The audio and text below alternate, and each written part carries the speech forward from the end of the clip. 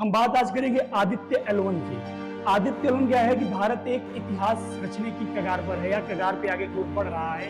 अगर हमारा ये वहां पे पहुंच गया, पता चल गया, तो भारत हमारा कहां से कहां पहुंचेगा, विश्व में कैसा कैसा प्रस्ताव रखेगा, कि किस देश के किस नंबर पर आ जाएगा, मतलब बहुत कुछ देखने लायक है। कि इसका क्यों आदित्य L1 को हम सूर्य के पास ले जा रहे हैं। लगभग 15 मतलब 1.3 मिलियन पृथ्वी सूर्य में समा सकती है।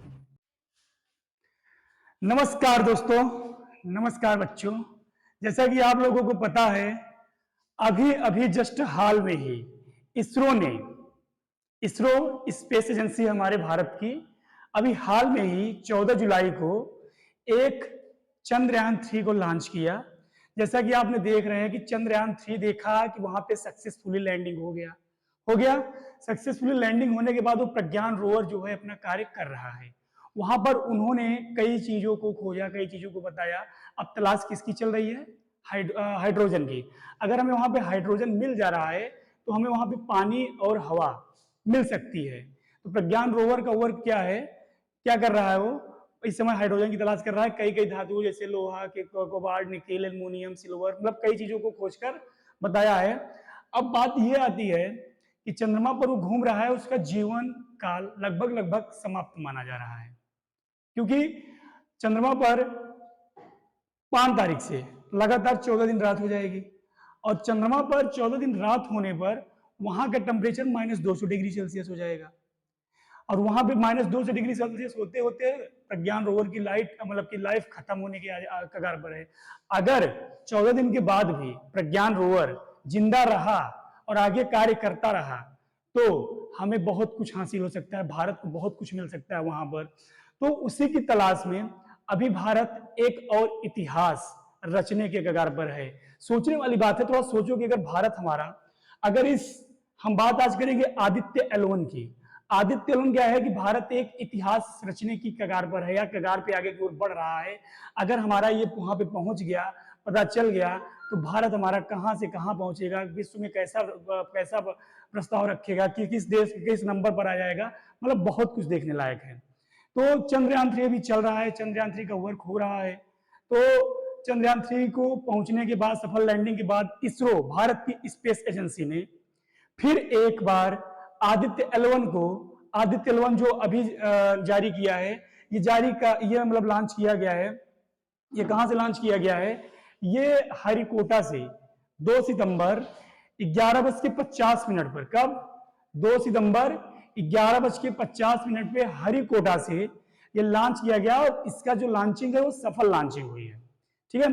अब ये सूर्य के पास पहुंचेगा, सूर्य के पास जाएगा, तो बहुत लोगों के मन में ख्याल आता है कि सूर्य के पास पहुंचेगा, सूर्य के पास इतनी गर्मी होती है, इतनी ऊर्जा होती है कि जाके जल नहीं जाएगा। बात आती है, सबको समझ में आता है। लेकिन बात वही आ रही है ना, देखो, सूर्य से पृथ्वी के बीच एक लैंग्रेस नाम की L1 दूरी है। क्या है? L1 दूरी है, जो कि आपको दिख रहा है। अर्थ और सन दिख रहा है कि नहीं दिख रहा है? अर्थ और सन दिख रहा है। अर्थ और सन हमारा दिख रहा है।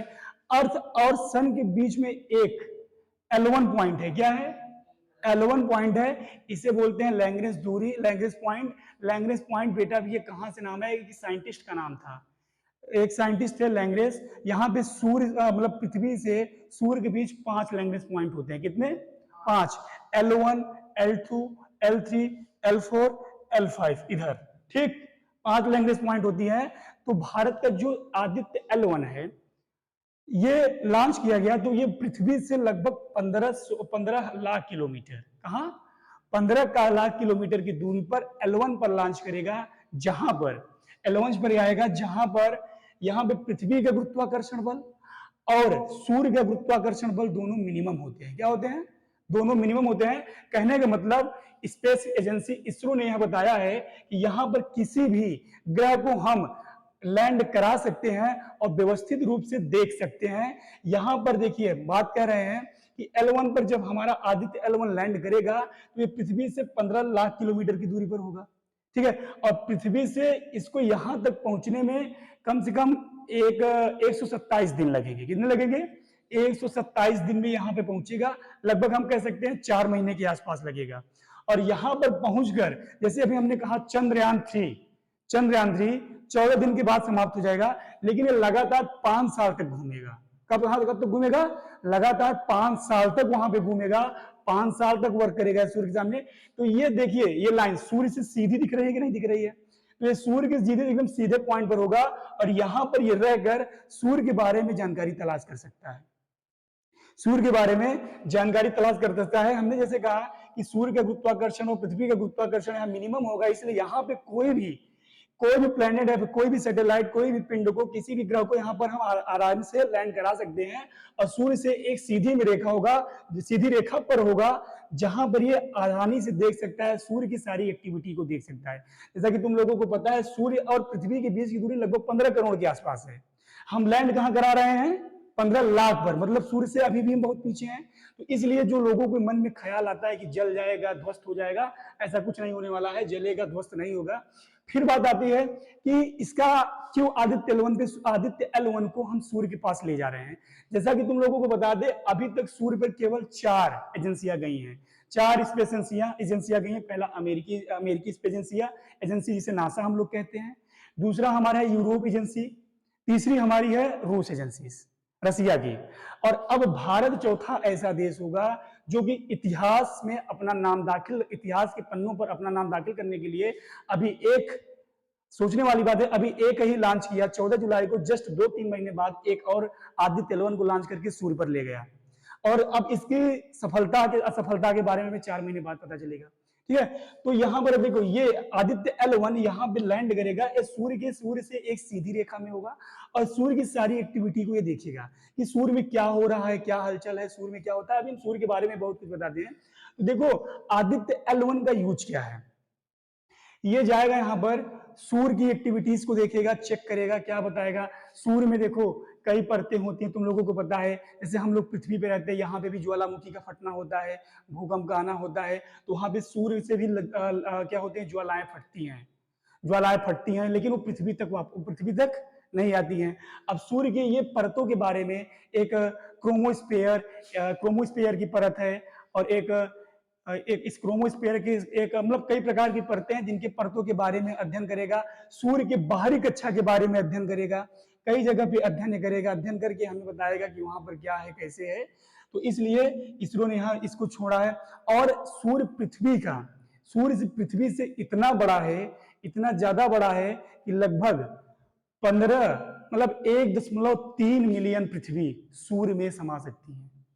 1.3 मिलियन पृथ्वी सूर्य में सका सकती है। सूर्य हमारा पृथ्वी से इतना बड़ा है। ठीक है, फिर हम बात करते हैं, पूरा सिस्टम तुम लोगों को दिख रहा होगा। ये हमारी अर्थ है, लैग्रेंज पॉइंट 1, लैग्रेंज पॉइंट 2 इधर है, लैग्रेंज पॉइंट 3, 4 और 5 लैग्रेंज पॉइंट होती है। यहां से L1 है, सूर्य से एक सीधी रेखा में है। सूर्य की बाहरी परतों के बारे में अध्ययन करेगा। कैसा करेगा? बाहरी परतों के बारे में अध्ययन करेगा। सूर्य की फोटोस्फीयर, क्रोमोस्फीयर नाम की जैसे परतें होती हैं, उनका अध्ययन करेगा। सूर्य में होने वाली हलचल के बारे में अध्ययन करेगा। सूर्य में क्या है, कैसे, कितनी गैसें हैं, किस मात्रा में पाई जाती हैं, उनका अध्ययन करेगा। मतलब लगभग सब कुछ क्या अध्ययन करेगा, ये 4 महीने बाद पता चलेगा।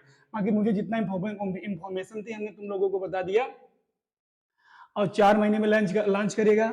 पहुंचने में कितना टाइम लगेगा? 4 महीने लगेगा, लगभग 127 दिन के आसपास लगेगा। भारत हमारा क्या है, दुनिया में अपना नाम बहुत तेजी से पैदा कर रहा है। कर रहा है नहीं कर रहा है? कर रहा है, बहुत तेजी से आगे बढ़ रहा है। देखने वाली बात है, अब इसकी सक्सेसफुल लैंडिंग कब होती है, आगे की ओर हम लोग अब देखते हैं क्या हो सकता है, कैसे होगा। चंद्रयान 3 तो हो गया, अब आदित्य L1 की बात है। आगे के कॉन्सेप्ट भाग आगे करेंगे अब।